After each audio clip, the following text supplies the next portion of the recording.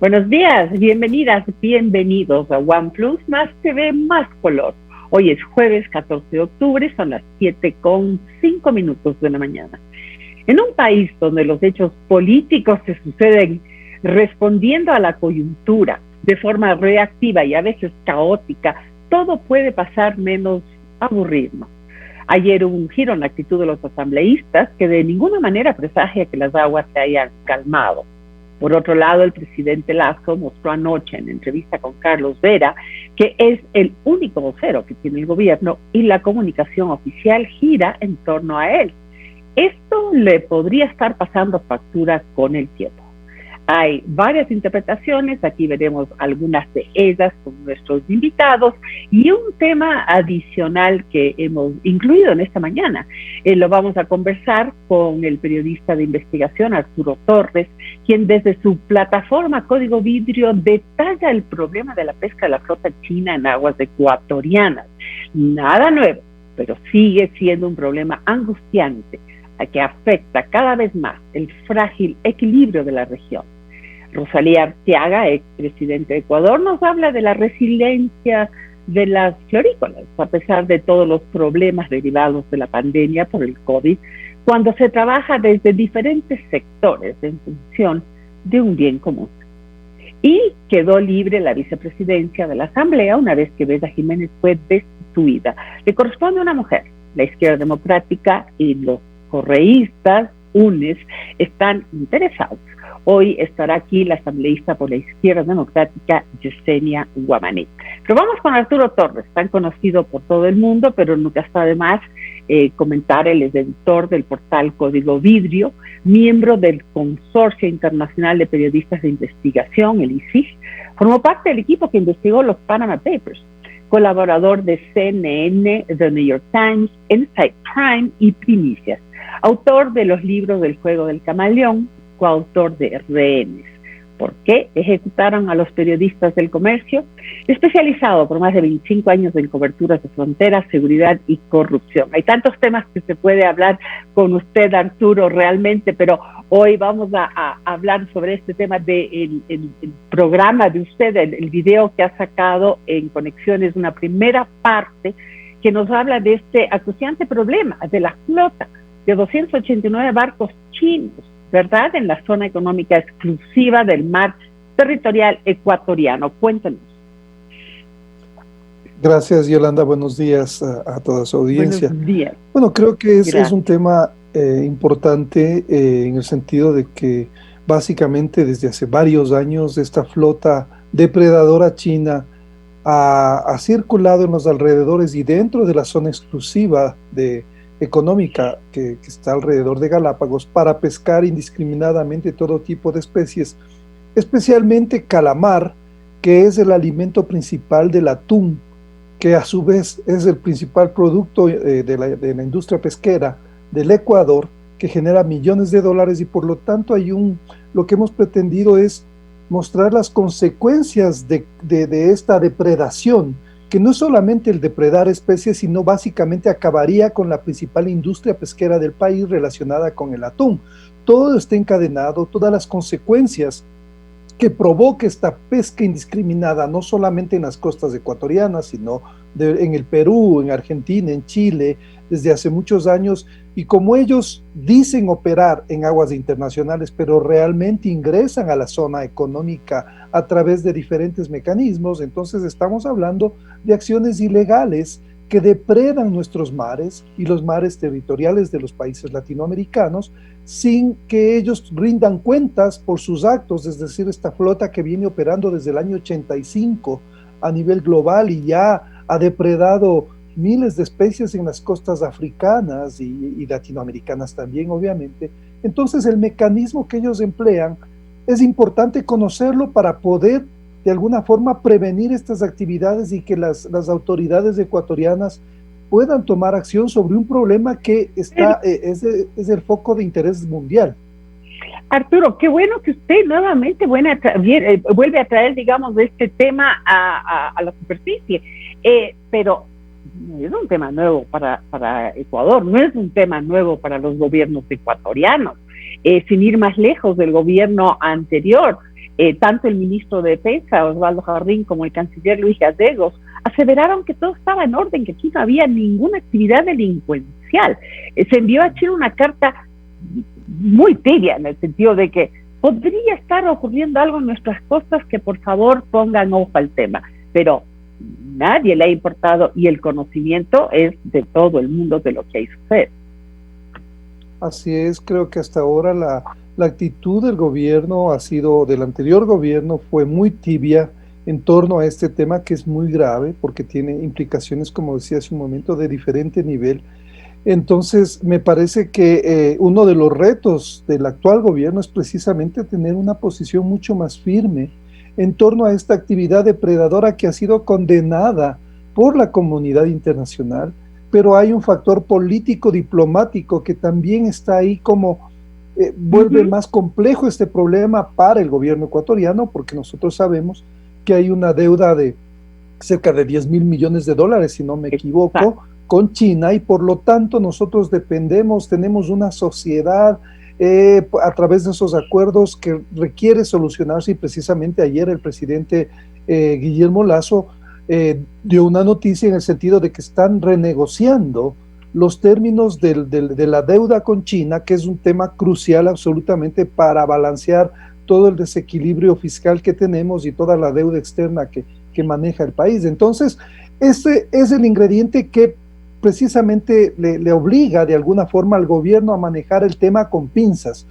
Sin embargo, nosotros necesitamos una posición mucho más frontal en este tema que afecta directamente a un ecosistema que es sumamente frágil, como es Galápagos, ¿no es cierto? Además del tema que conversaba hace un momento sobre las afectaciones a la pesca del atún. Pero en este caso necesitamos una posición que debe ser frontal y determinante en función de que estas actividades depredadoras de la flota china, de 289 barcos en la zona fuera y dentro de la zona económica, deben ser condenadas y deben ser de alguna forma prevenidas por las autoridades, en este caso de la Marina. Ojalá se haga algo en este sentido, porque también no es la única actividad delictiva que podría haber. Se habla también de la provisión de combustible y del contrabando de combustible que sale desde Manabí, y tampoco hay correctivos en ese sentido, y es un tema que lo conoce absolutamente todo el mundo, digamos, todo el mundo que tiene que ver con el área, con la zona y con la actividad.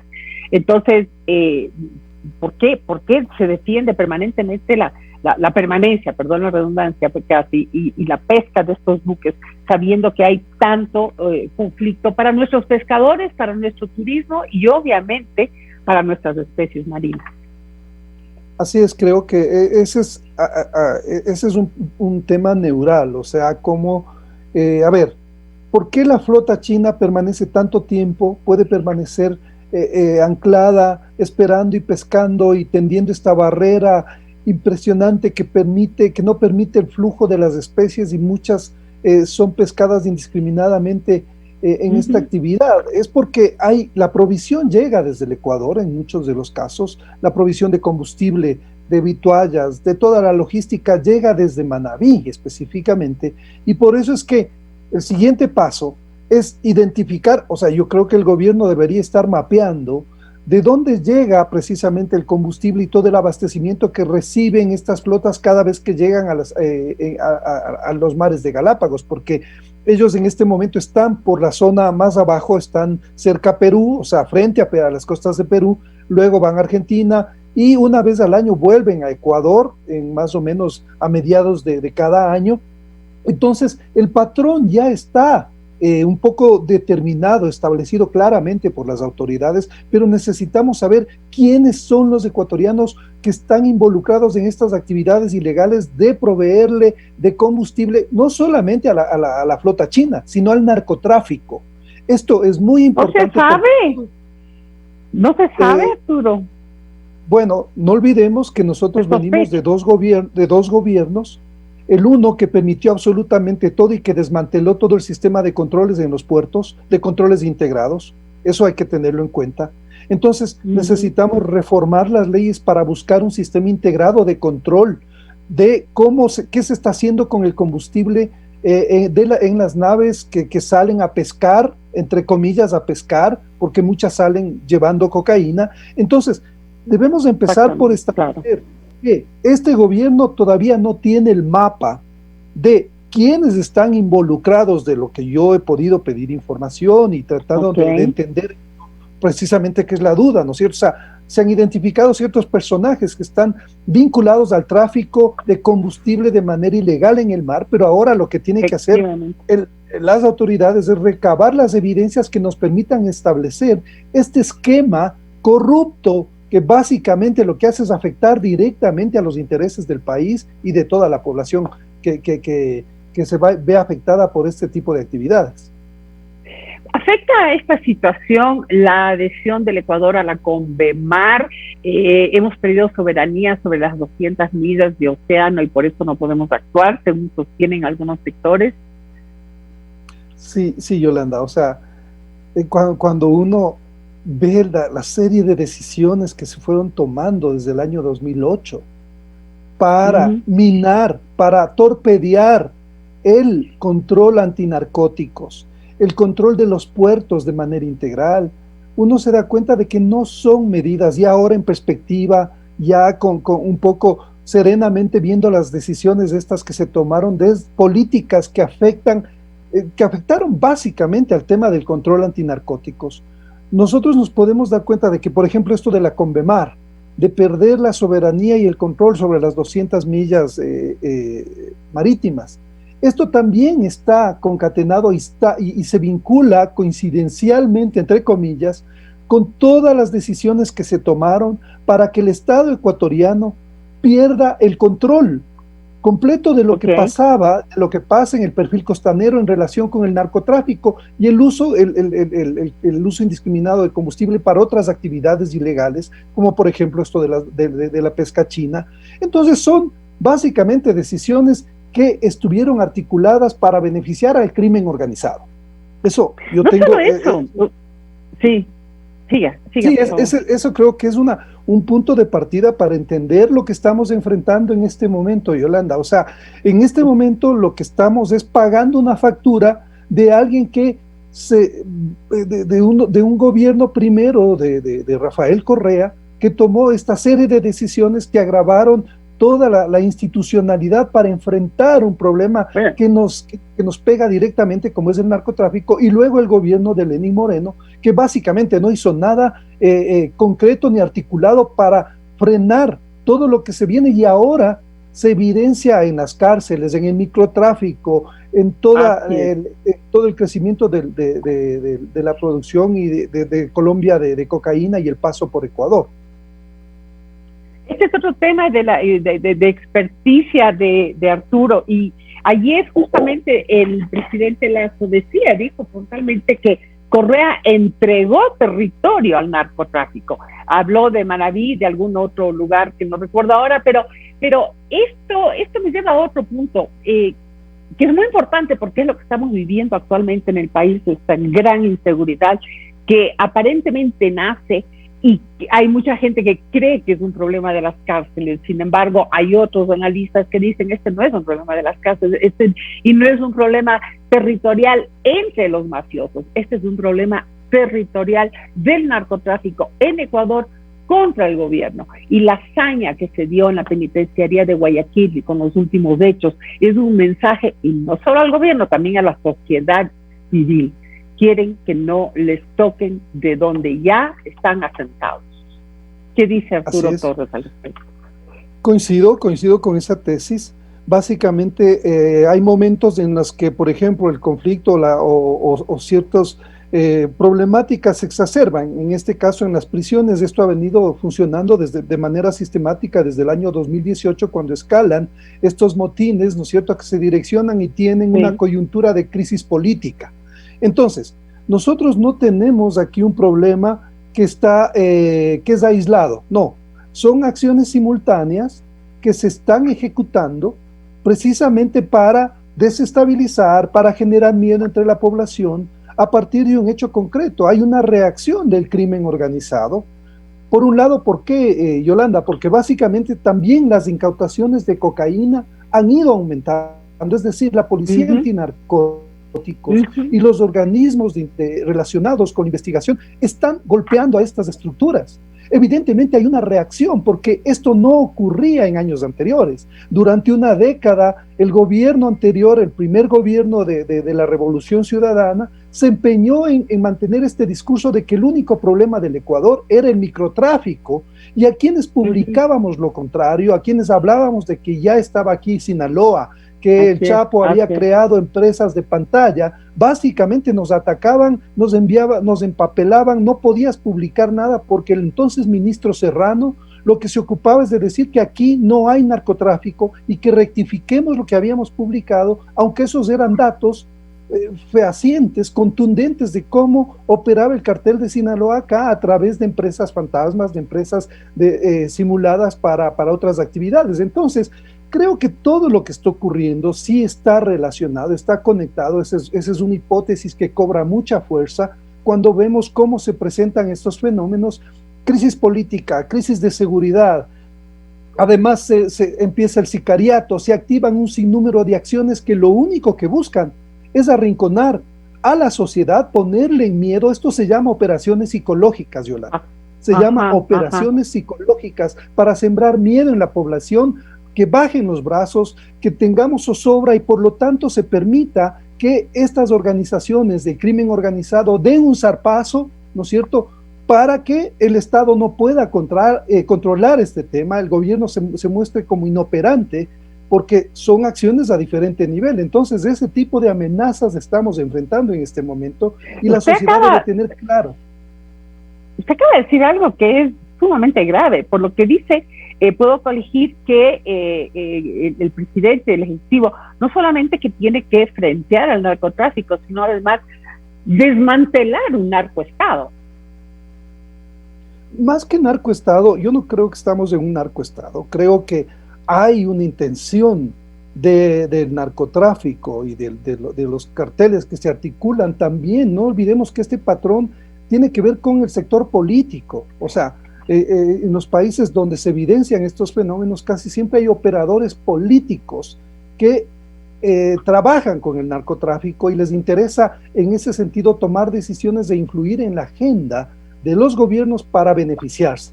Entonces me parece que en este caso no hemos llegado a un narcoestado, porque el narco no es el que controla las decisiones estatales, menos mal. En el caso pero usted dijo, a ver, de lo que yo pude entender, y recuerdo incluso las palabras de Pancho Huerta de hace muchos años advirtiendo que podríamos ir hacia esto, hacia ese narcoestado, pero usted está hablando de que el presidente Correa facilitó en mucho esta actividad en el país. Habla del ministro de gobierno Serrano, etcétera. Entonces, quizás, no sé, se me ocurre, o sea, estuvo desde el gobierno, digamos, no el Estado, pero desde el gobierno hubo una flexibilidad y una facilitación para que se dé este tipo de actividad. Y hoy en día sabemos de todas maneras que dentro del gobierno de Guillermo Lasso todavía hay muchas estructuras que se mantienen desde el correísmo. Por eso me atrevo a sostener algo como lo que dije. Bueno, cuando hablamos de un narcoestado, hablamos del narcotráfico controlando a todas las acciones del Estado. Un símil de esto es Venezuela, por ejemplo. Venezuela es un Estado fallido tomado por el narcotráfico, donde las Fuerzas Armadas trabajan son parte del cartel de los soles.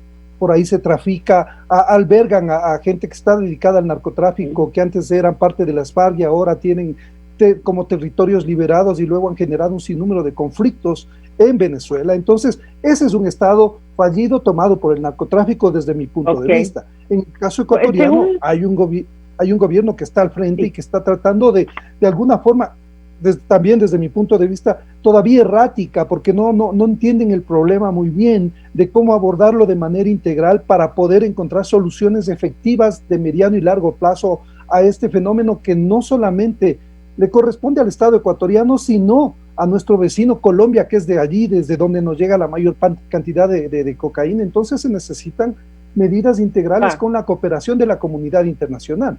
De la comunidad internacional, eso me parece que es importantísimo. parecería bastante difícil que solamente el gobierno ecuatoriano pueda frentear al narcotráfico, ¿verdad? Sin la ayuda mancomunada de naciones. Bueno, le quiero agradecer muchísimo, lastimosamente el tiempo se me acabó, tendría tantos temas que hablar con usted, habiendo sido parte incluso del grupo de investigación de periodistas de los Panama Papers, ¿no? Y ahora tenemos este otro episodio con los Pandora Papers. En fin, habrá oportunidad. Muchas gracias por acompañarnos esta mañana. Muchas gracias, Yolanda. Un buen día.